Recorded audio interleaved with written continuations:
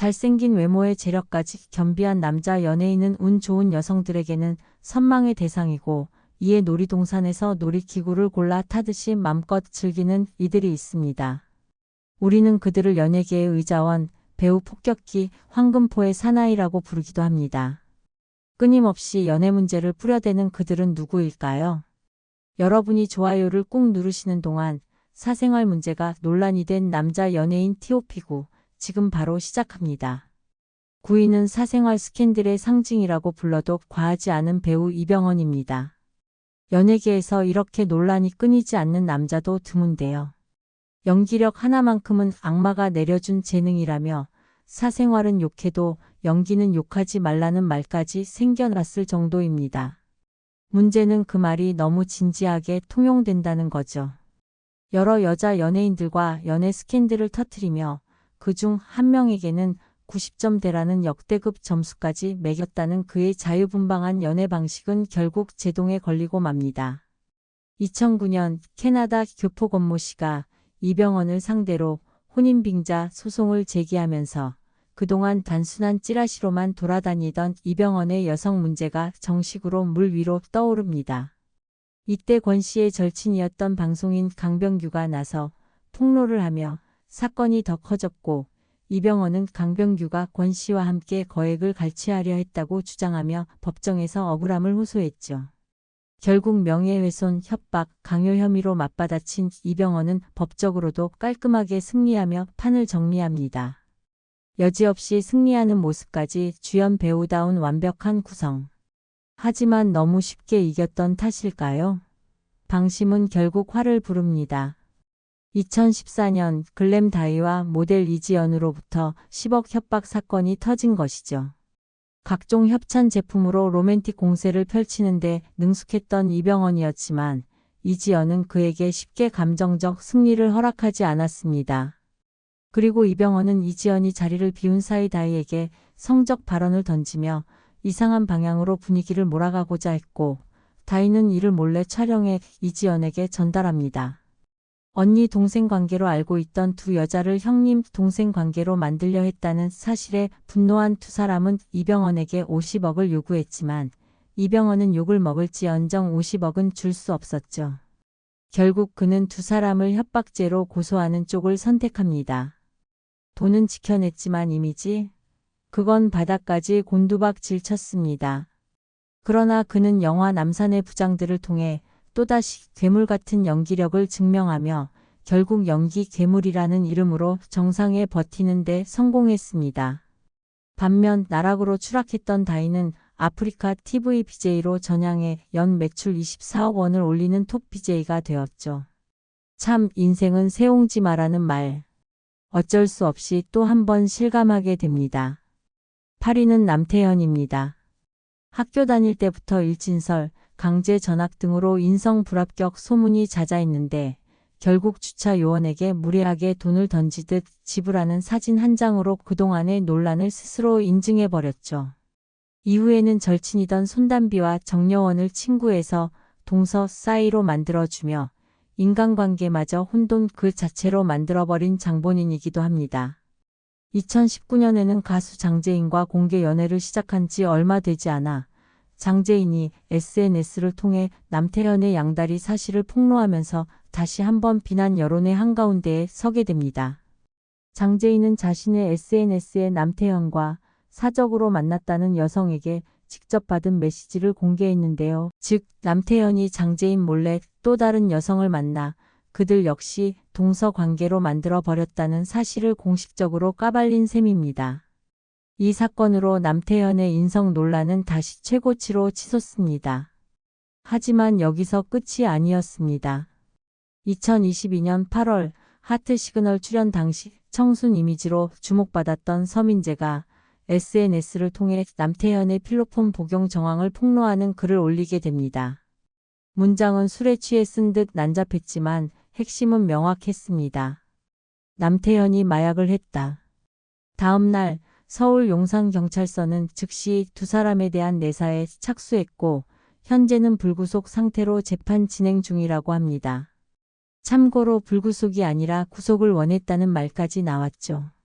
그런데 이 와중에도 남태현은 태국 공연, 클럽 DJ 활동 등 활발하게 경제 활동을 이어갔고 심지어 2023년 3월에는 만취 상태에서 음주운전 사고까지 내 600만 원의 약식 명령을 받습니다. 이쯤 되면 사람은 고쳐 쓰는 게 아니라는 말이 괜히 나온 게 아니라는 걸 몸소 시범으로 보여주는 대표 사례가 아닐 수 없겠죠. 7위는 장동건과 주진모입니다. 두 사람은 주진모의 휴대폰 클라우드가 해킹되면서 그야말로 하늘에서 번개가 떨어진 듯한 사생활 폭로 사태에 직면하게 되는데요. 해커들이 금품 요구에 실패하자 결국 장동건과 주진모의 카카오톡 대화가 그대로 세상에 공개되었고 그 내용은 많은 이들이 상상하던 품격 있는 톱스타의 이미지와는 정반대였습니다. 겉으로는 반듯하고 세련된 이미지를 유지하던 두 사람의 실제 대화는 저속하고 천박하기 그지없었으며 여성의 나체 사진과 비키니 사진을 주고받고 여성을 상품 취급하며 비하하는 발언이 난무했습니다. 연예인 미스코리아, 레이싱 모델, 심지어 유부녀까지. 경계를 모른 채 수컷 본능만 남은 탐욕적 캐스팅을 즐기던 모습에 대중은 깊은 실망을 느낄 수밖에 없었습니다. 이 사건이 터졌을 때 역설적으로 이병헌이 차라리 낫다는 재평가를 받기도 했습니다. 최소한 그는 상대에게 정성은 들였다는 이유에서였죠.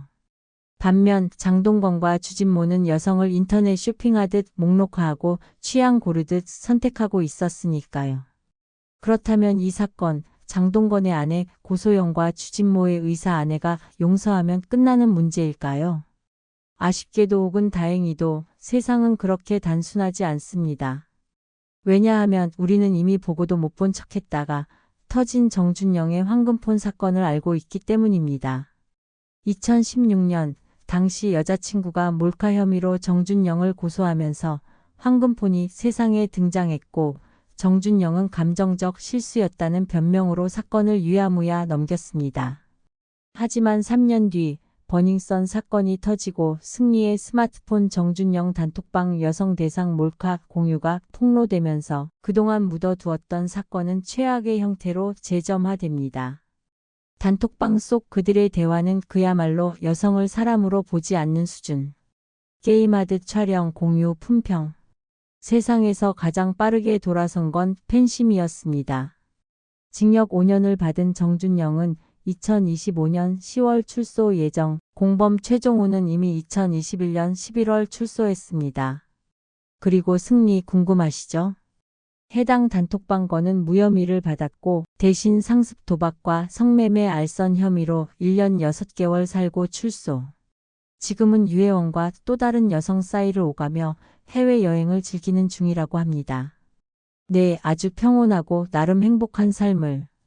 6위는 연예계에서 사각관계를 대놓고 시전하며 이름을 다시 불러오게 만든 강타입니다.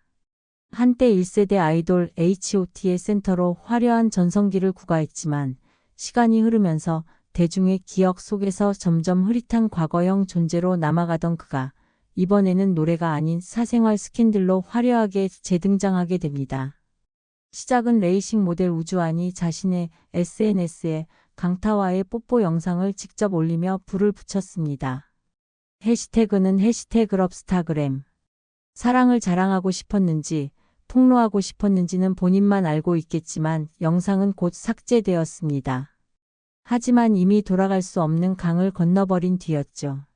강타는 수년 전에 끝난 관계라고 해명했고 우주환은 아니요. 우리는 작년에 헤어진 뒤 지금은 다시 만나는 관계라고 정반대의 말을 하며 둘 중 누가 진실을 말하는지는 몰라도 강타가 참 여러 사람에 대해 신경을 많이 쓰고 살았다는 사실만큼은 분명해졌습니다.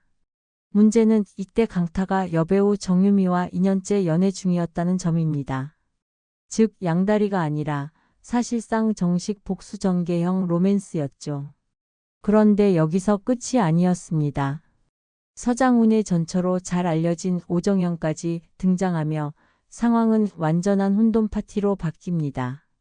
오정현은 자신의 SNS에 반년간 진지하게 만나던 사람이 다른 여자와 한 침대에 있으면 충격일 수밖에 없다고 적었는데, 이는 곧 강타가 자신과 연애 중에도 우주왕과 같은 침대를 기웃거렸다는 사실을 대중 앞에 그대로 까버린 것이나 다름없었습니다. 그야말로 일자 삼각 사각관계의 교과서적인 확장 구조. 결국 이 모든 폭로의 연쇄작용 속에서 강타는 정유미에게 즉시 손절당했지만, 놀랍게도 최근 두 사람이 재결합했다는 소식에 이어 결혼설까지 불거지고 있습니다. 한마디로 정리하자면 우주와는 스캔들의 불쏘시개, 오정현은 스캔들의 확성기, 그리고 결혼 상대는 결국 정유미. 강타는 지금 과거는 지나갔다. 나는 반성했고 최선을 다하고 있다는 태도로 살아가고 있다고 하지만, 과거가 사라졌는지 단지 사람들이 지친 것뿐인지는 각자 판단에 맡기겠습니다. 오늘 영상은 여기까지입니다. 시청해 주셔서 감사합니다. 오이는 배우 임유진입니다. 한마디로 요약하면 연예계에서 스포트라이트는 못 받았는데 인생에서는 의외의 초대박을 뽑아낸 케이스라고 할 수 있죠. 흔히 말하는 똥피하다 다이아몬드 밟은 전형적인 사례입니다. 그녀는 처음에는 여성 듀오 가수로 데뷔했지만 존재감은 공기와 다를 바 없었고, 연기자로 전향한 뒤에도 조연, 단역의 벽을 넘지 못했습니다. 하지만 무대에서는 실패했어도 사랑에서는 복권 1등 당첨급의 결과를 맞이하게 됩니다. 그 상대는 바로 배우 오지호. 둘은 공식 커플로 주목받았고, 드라마 신입사원, 가을 소나기에서 함께 호흡을 맞추며 그럴듯한 로맨스 서사를 보여줬습니다. 그러나 오지호의 바쁜 스케줄 탓인지 아니면 다른 사정 때문인지는 몰라도 관계는 점차 틀어졌고 약 3년의 연애는 끝을 맞습니다. 그런데 문제는 이 결별의 배경이 단순한 성격 차이가 아니었다는 점입니다. 2007년 1월 언론 보도에 따르면 오지호의 전 연인이라 주장한 안나가 극단적인 선택을 하면서 오지호와 안나가 과거 동거 관계였다는 사실, 그리고 임유진과 교제하던 기간 중 최소 1년 이상 두 관계가 겹쳤다는 의혹이 수면 위로 떠오르게 됩니다. 이 사건은 단순 소문이 아니라 경찰 조사, 업계 관계자 증언, 지인 진술을 통해 대중에게 알려졌습니다. 특히 안나의 지인 김마담의 인터뷰는 여론에 기름을 부었습니다. 그녀는 장례식장에 한 번 나타나지 않은 태도에 실망했다며 오지호의 행동을 공개적으로 비판했습니다. 안나의 마지막 날 또한 전해진 바에 따르면 더욱 참혹했습니다. 그녀는 오지호의 삼성동 자택을 찾아갔지만 문전박대를 당했고, 수차례 전화에도 답은 없었으며 마지막 3분간의 통화 이후 자신의 서초동 집으로 돌아가 극단적인 선택을 했다고 알려졌습니다. 안나는 누구보다 헌신적이었습니다. 오지호가 오디션을 볼 때 입을 고급 의상을 사주고 자신은 낡은 차를 타면서도 오지호에게는 벤츠를 마련해 주었다는 증언들도 나왔죠. 반면 오지호는 안나를 공개하지 않았고 오히려 자신의 명성에 흠이 될까 관계 정리를 요구했다는 주장이 이어졌습니다. 결국 사실들이 세상에 드러나자 오지호는 대중으로부터 혹독한 비난과 철저한 외면을 받았습니다. 그리고 그렇게 끝난 자리에서 임유진은 조용히 그러나 정확하게 방향을 틀었습니다. 2007년 초 그녀는 현재의 남편 윤태영과 결혼식을 올립니다. 윤태영은 전 삼성전자 부회장의 아들, 상속 재산만 450억 원, 추산 자산 1천억 이상의 이른바 다이아몬드 수저. 한쪽은 사랑을 갈아넣고 빚만 남은 관계, 다른 쪽은 결혼과 함께 명문가 입성. 세상은 불공평하다기보다 선택과 타이밍이 잔인하게 정확할 뿐입니다. 그리고 오지호가 지금 얼마나 여성을 잘 이해했는지는 그의 현 위치가 증명해 주고 있습니다. 아이러니? 아니죠. 이건 그냥 현실입니다. 사위는 전 남자친구의 유치하고 가벼운 입놀림에 의해 구설의 중심으로 끌려들었던 배우 박솔미입니다. 1998년 MBC 공채 탤런트로 데뷔했지만 뛰어난 외모에도 불구하고 꽤 오랜 시간 별다른 주목 없이 공기처럼 스쳐 지나가는 무명기를 버텨야 했던 그녀는 어느 순간 13살 연상 배우 변우민과 연애를 하게 됩니다. 하지만 약 1년 반의 교제 끝에 결별을 맞이하자 예상치 못한 막장 후폭풍이 기다리고 있었죠. 당시 변우미는 소속사조차 없는 떠돌이 신세였고 박솔미는 자신이 이적할 회사에 그를 직접 추천해 함께 계약하도록 길을 열어주기까지 했습니다. 심지어 계약 과정에서 생기는 골치 아픈 일들을 그녀가 대신 처리해주며 캐스팅까지 도와가며 연인 이상, 매니저 이하의 헌신을 했죠. 하지만 이후 박솔미가 드라마를 연달아 성공시키며 스타의 계단을 빠르게 올라가자 변우미는 갑자기 언론 앞에서 버려졌다는 피해자 코스프레를 시작합니다. 심지어 보도자료까지 내며 사실 친하기는커녕 남남과 다름없었다는 식의 발언으로 공공장소에서 뒤통수를 시원하게 쳐버린 것이죠. 이에 박솔미는 단호하게 반박했습니다. 두 사람의 열애는 실제로 존재했고 당시 나이 차에서 오는 괴리감 때문에 관계를 이어가는 것 자체가 쉽지 않았으며 특히 이것은 겨울연가가 방영되기도 전의 이야기이기에 변우민이 주장하는 내가 버려졌다는 서사는 애초에 성립조차 하지 않는다는 것이었습니다. 게다가 변우민은 그 당시 병역 비리 사건으로 활동을 중단했다가 겨우 복귀한 상황. 이미 대중의 신뢰도는 바닥이었고 여론은 박솔미 쪽으로 기울 수밖에 없었습니다. 결국 이 논란은 전 남친의 유치한 폭로쇼로 정리되며 조용히 막을 내립니다. 이후 박솔미는 드라마 오인회에서 인연을 맺은 배우 지성과 약 3년간 공개 연애를 이어갔으나 끝내 결별을 맞게 됩니다. 그녀는 지성을 진심으로 사랑했던 사람이라고 말하며 성숙한 태도를 보였지만 변우민에 대해서만은 그 시절 자체를 말 그대로 지워버린 것이죠. 그리고 결국 박솔미는 업계 대표 금수저 배우 한재석과 결혼하며 말 그대로 삶의 품질이 달라지는 새로운 길을 걷게 됩니다. 반면 변우미는 나이차 때문에 힘들었다던 박솔미가 또 다른 연상인 한재석과 아무 거리낌 없이 결혼하는 모습을 바라볼 수밖에 없었습니다. 그야말로 인생의 큰 대조 그리고 씁쓸한 반전이었습니다. 현재 그는 자신만의 가정을 꾸려 살고 있으나 박솔미와의 그 지저분했던 폭로전은 여전히 그의 연예계 커리어에서 지워지지 않는 찌든 얼룩으로 남아 있습니다. 3위는 배우 신혜입니다. 박솔미와는 달리 신혜는 2001년 화장품 광고 한 방으로 단번에 스타 자리에 올라섰습니다.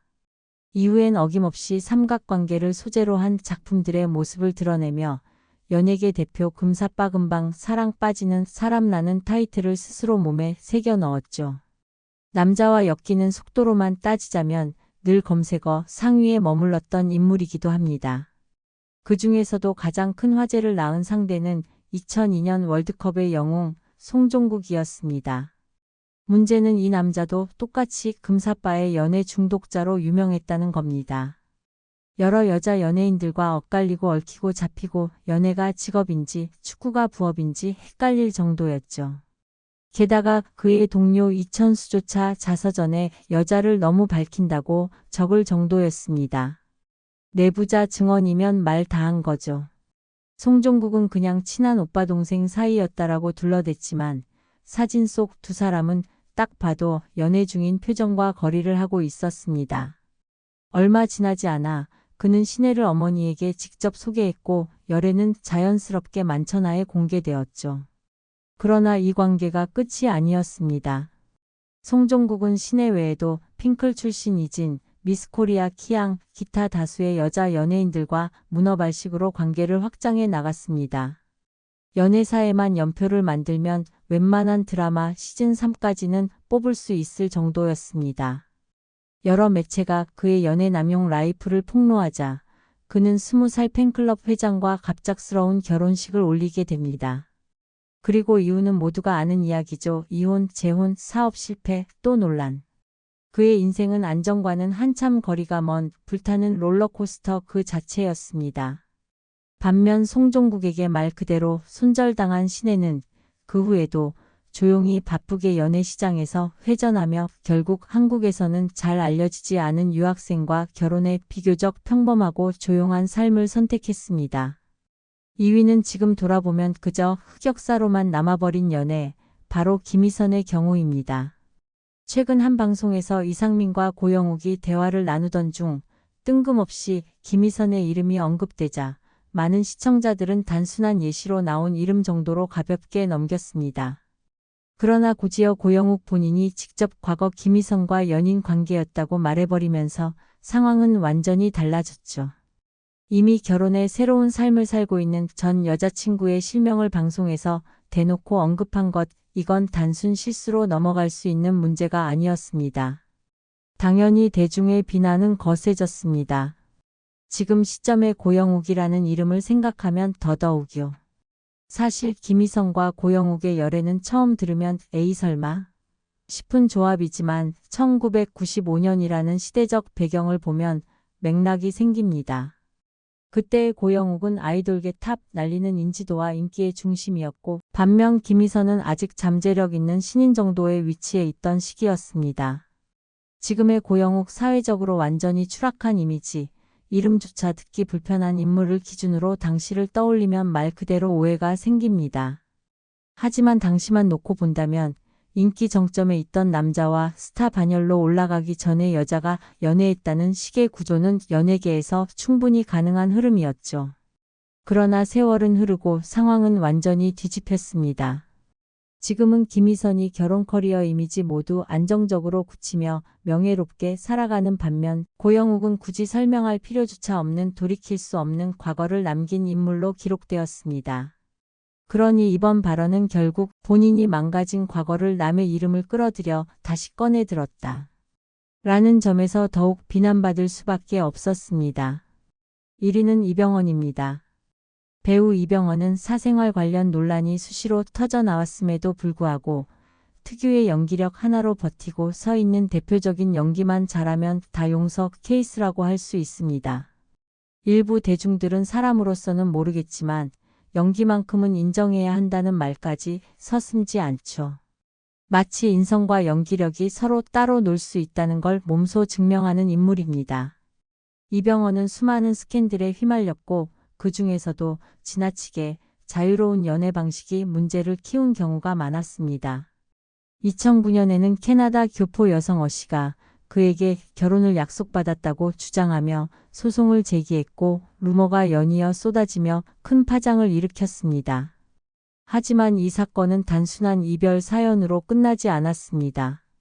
어씨는 당시 강병규의 연인과 가까운 사이였고 이병헌은 강병규가 어씨와 함께 자신에게 수십억을 요구했다고 맞대응하며 법적 다툼으로 번졌습니다. 강병규는 명예훼손으로 이병헌을 고소했으나 이병헌은 무혐의. 반대로 강병규는 공갈죄로 기소되며 사실상 연예계에서 퇴장당하게 되었습니다.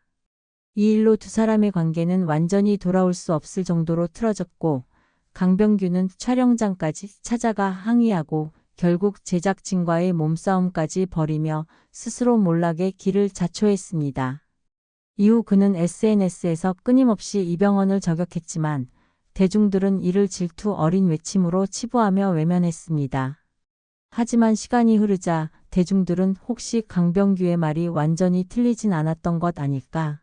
라는 의문을 다시 꺼내들게 되었습니다. 바로 2014년 글램 다이와 모델 이지연 협박 사건 때문입니다.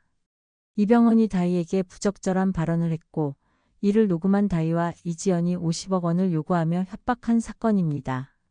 이병헌은 경찰에 신고해 협박을 막았지만 정작 대중의 관심은 그가 왜 그런 상황을 만들었느냐에 쏠렸습니다.